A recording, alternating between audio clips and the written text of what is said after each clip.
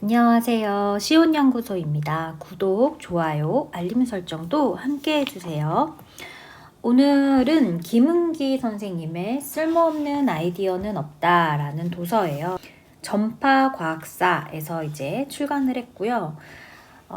이 책의 처음 1챕터를 보면 창의성 6개의 키워드가 나옵니다. 우리가 교육학에서 일반적으로 말하는 창의성, 사요소. 네, 기억하시나요? 유창성, 융통성, 독창성, 정교성. 이렇게 4가지의 요소를 보통 말을 하는데 여기는 조금 재미있게 또 다른 관점에서 접근하는 6개의 키워드에 대한 이야기가 있어서 여러분들과 이야기를 좀 간단하게 하고, 그리고 또 이 책에 나와 있는 창의성 체크리스트를 통해서 체크리스트를 보다 보니까 집에서 학부모님께서 우리 아이의 창의적인 어떤 재능이 어느 쪽으로 좀 발달되어 있는지에 대해서 궁금해 하실 때 보통 전문기관에 의뢰를 하고 싶으실 텐데 아직은 전문기관에 의뢰할 정도는 아니고 내가 도와주고 싶은 부분은 좀 최대한 지원을 해주고 싶다 했을 때에 우리 아이의 어떤 표준 데이터가 필요하잖아요. 그 데이터를 이 체크리스트를 통해서 가져가셔도 좋을 것 같아서 제가 오늘은 이 책에서 그 부분을 좀 소개시켜 드리려고 합니다. 먼저 그 체크리스트 전에 나와 있는 창의성 6개의 키워드를 좀 보면은 좀 재미있는 것 같은데, 사실 이 창의성의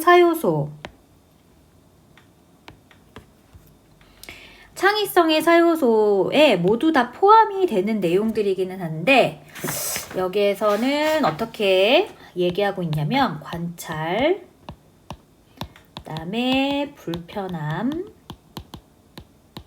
그 다음에 상상, 그 다음에 영감, 그 다음에 지식, 그 다음에 실용화, 이렇게 6가지를 얘기하고 있어요.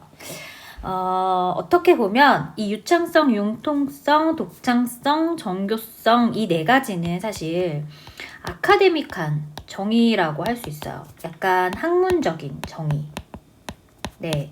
그리고 이 관찰, 불편함, 상상, 영감, 지식, 실용화는 요거는 어떻게 보면은 실제적 지식의 관점에서 좀 접근한 그런 어떤 개념들이 아닌가, 개념, 추출 개념이라고 보겠죠.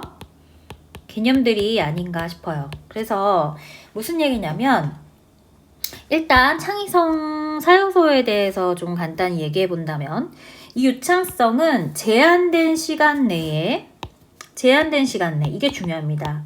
제한된 시간 내에 굉장히 많은 아이디어를 떠올리는 것을 유창성이라고 하고요.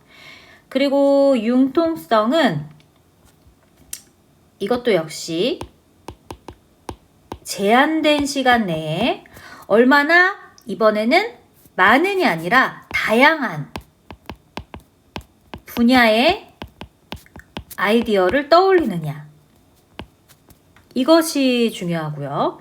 그 다음에 독창성은 일반적인 아이디어에서 얼마나 벗어난 아이디어를 제시하느냐의 문제예요. 그리고 정교성은 어떤 사물에 대한 인지에 있어서 얼마나 구체적으로 제시할 수 있느냐에 대한 재능이거든요. 그래서 어떻게 보면 유창성, 융통성, 독창성, 정교성은 어떤 뇌과학과 좀 관련된 어떤 능력, 재능, 그리고 사고 기능에 초점 맞춘 그런 어떤 정의라고 볼 수 있겠습니다. 그런데 여기에서 말하는 창의성의 6개의 키워드의 이 6가지는 어떻게 보면 우리가 창의적인 생각을 하는 데 있어서 어떠한 과정을 겪을 수 있을까에 대한 대답이 될 수 있을 것 같아요. 그래서 조금 더 실제적이라는 표현을 썼습니다. 그래서 먼저 관찰이라는 건 뭔가요? 관찰이라는 거는 주의 깊게 보는 겁니다. 그리고 불편함은 뭐죠? 불편함은 내가 개선하고 싶은 점을 불편한 거라고 하죠. 상상은 현재는 없으나 이루어졌으면 하는 것. 그리고 영감은 뭐죠? 나의 경험을 통해서 뭔가 갑자기 떠오른 아이디어라고 정리를 해보면 좋을 것 같아요. 그리고 지식은 뭔가요? 내가 익힌 정보들, 그쵸? 그리고 실용화는 뭐죠? 다른 사람에게도 쓸모있는 물건을 만드는 거. 이게 바로 실용화라고 볼 수 있어요. 책에서는 조금 더 다양하게 설명을 하고 있는데 제가 요약해서 본다면 이런 것들이에요. 그러면은 제가 이 2가지를 왜 설명을 했냐면 그러면 여기에서 나오는 창의성의 4요소 유창성, 융통성, 독창성, 정교성과 이 관찰, 불편함, 상상, 영감, 지식, 실용화는 어떻게 다를까? 예를 들어서 관찰의 이 부분은 동그라미 칠게요. 관찰의 이 부분은 사실 이 정교성과 좀 관련이 있겠죠. 관찰은 주의 깊게 보는 거잖아요. 이 정교성도 사물에 대한 어떤 구체적인 어떤 내용을 알고 있는 걸 말하거든요. 그리고 또 불편함 같은 경우에는 이것은 어떻게 보면 융통성과 독창성을 고려해야 하는 어떤 그런 과정이죠. 그리고 상상 같은 경우에는 독창성 부분이랑 조금 더 밀접하게 연관이 있을 거고요. 영감 같은 경우에도 독창성 부분에 관련이 있을 거예요. 지식은 아무래도 유창성 부분에 대해서 관련이 있을 거고요. 그리고 실용화는 이거 같은 경우에는 모든 어떤 창의적인 아이디어의 최종 목표이기는 한데 이거 같은 경우에는 실용성 요 같은 경우에는 여기에는 요 내용에는 포함되지 않고 이게 결과적인 기대거든요.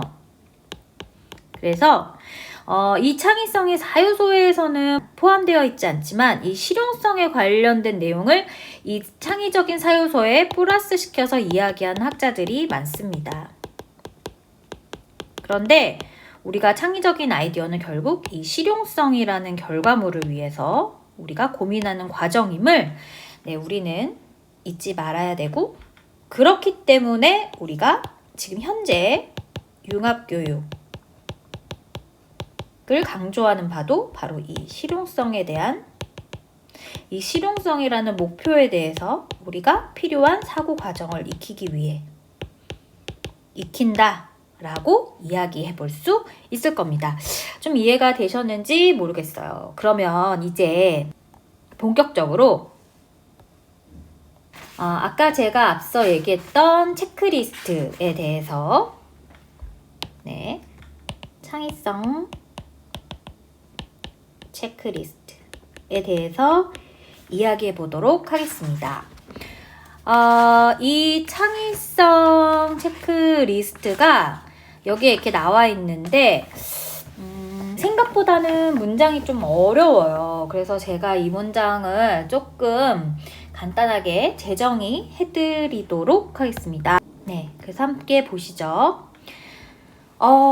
먼저 체크리스트가 총 30개예요.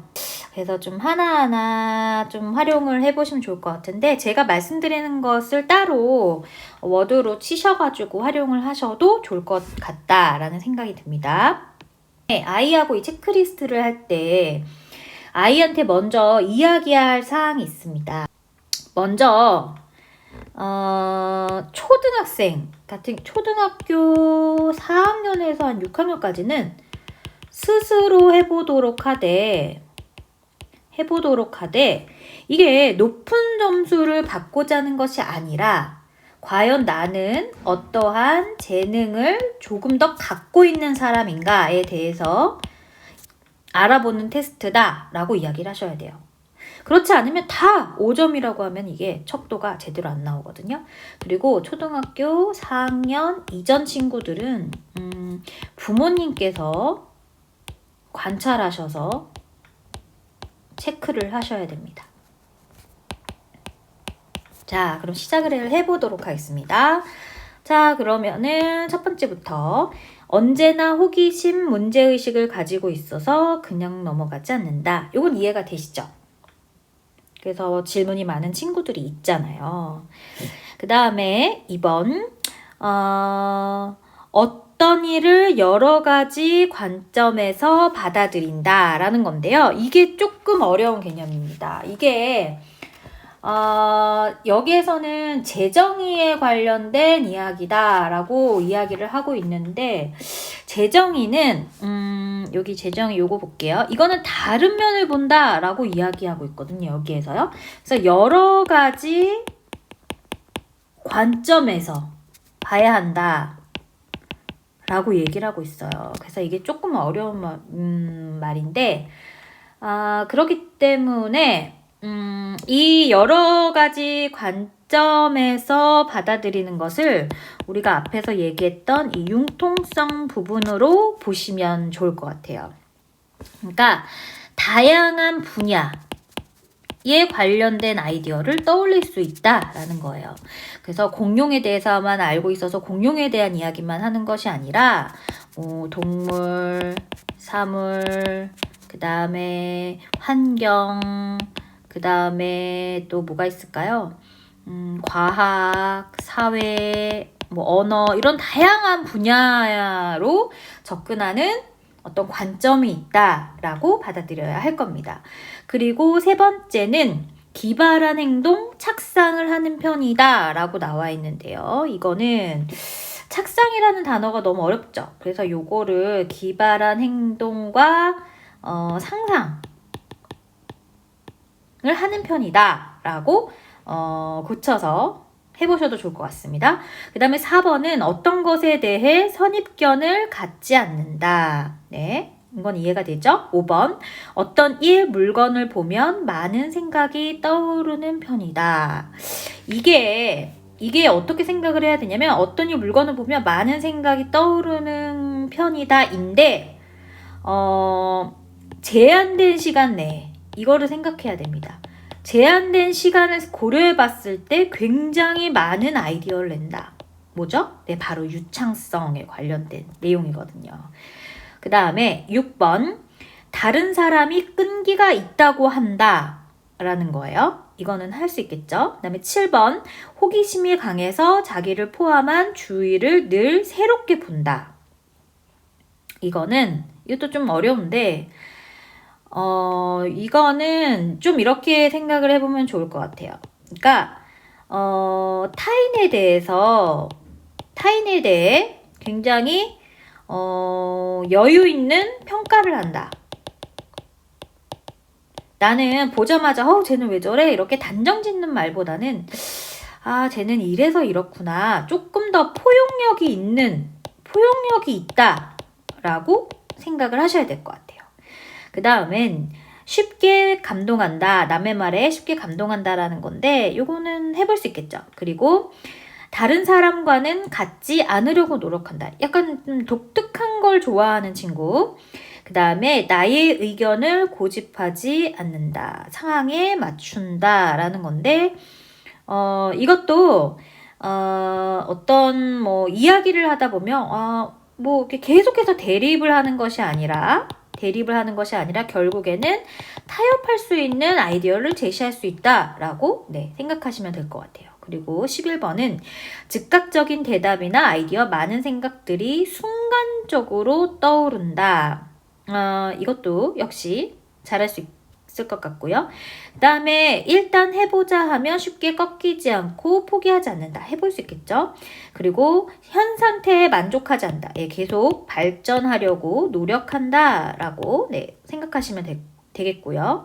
14번째는 다른 점을 늘 보려고 한다. 이거 같은 경우에도 역시 뭔가 자기가 좋아하는 것만 하려고 하는 게 아니라 좀 새로운 것을 배워보려고 한다.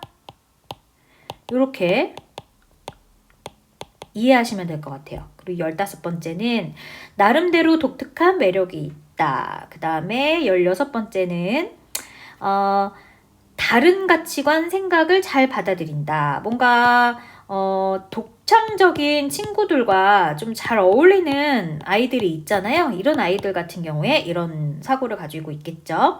그 다음에 17번 어떤 것에 대해 여러 가지로 쉽게 표현이 많이 된다라는 건데 이거 같은 경우엔 바로 그거예요. 하나의 대상에 대해서 많은 정보를 제시할 수 있다라는 거죠. 이렇게 받아들이면 될 것 같아요. 그 다음에 한 가지에 집중할 수 있다. 할 수 있겠죠. 그 다음에 19번째, 항상 무언가를 생각하고 있다. 이 약간 좀 골똘히 뭔가 고민하는 거를 좋아하는 친구들이 있잖아요. 네, 그런 친구들 같은 경우. 그 다음에 20번, 어떤 물건의 다른 용도를 생각하려고 한다. 이건 뭐냐면 요럴 때 볼 거예요. 만약에 쓰레기가 생겼다. 그래서 이제 버려야 된다. 근데 이걸 가지고 다르게 사용을 해서 우리 엄마 버리지 말고 이렇게 다른 걸로 한번 써봐요 라고 아이디어를 내는 애들이 있어요. 네. 그 다음에 유머가 있고 농담을 할 줄 안다. 이거 할 수 있겠죠. 22번 다른 사람의 이야기를 잘 듣는 편이다. 이것도 잘할 수 있어요.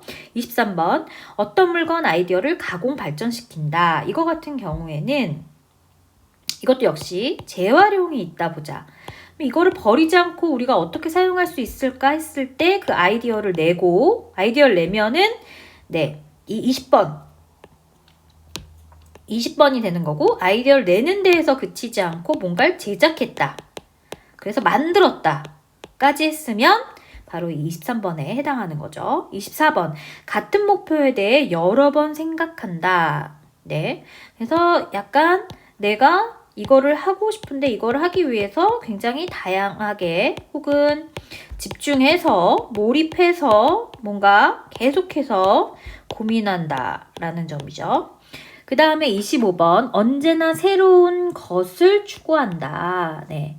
그래서 계속해서 끊임없이 새로운 걸 좋아하는 친구들이 있어요. 마트 같은 데 가면 확인이 되죠. 그 다음에 사람들이 못 보고 넘어간 곳을 알아차린다 라는 건데요. 뭔가 이거는 좀 민감한 거예요.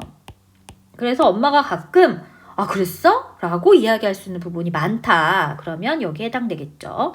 27번 남과 다른 복장에 신경을 안 쓴다 라는 이것도 엄마가 신경 쓸 수 있을 거예요. 확인할 수 있으실 거예요. 28번 그럴 수 있다고 늘 생각하는 편이다. 그러니까 이게 마음 편한 친구들 있잖아요. 뭐라고 해도 마음이 편해서 그럴 수 있지 뭐 하는 친구들. 그 다음에 29번 상상이던 기존의 지식이던 쉽게 발상을 점차 전개해 나간다. 그러니까 이거는 만약에 아이디어가 하나 있으면 이 아이디어에서 끝이 아니라 이 아이디어에다가 그럼 이렇게 해서 해볼까? 구체적으로 이렇게 한번 해볼까? 저렇게 해볼까? 계속해서 살을 붙이는 친구들이 있어요.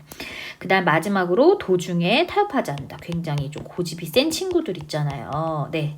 그러면 30번은 그렇게 체크할 수 있을 겁니다. 그래서 여기에서 나오는 이 30개의 체크리스트를 다 하고 나서 그 다음에 여기 보면은 번호가 여기 제가 이미 보여드리고 있었지만 여기에다가 점수를 다 더해서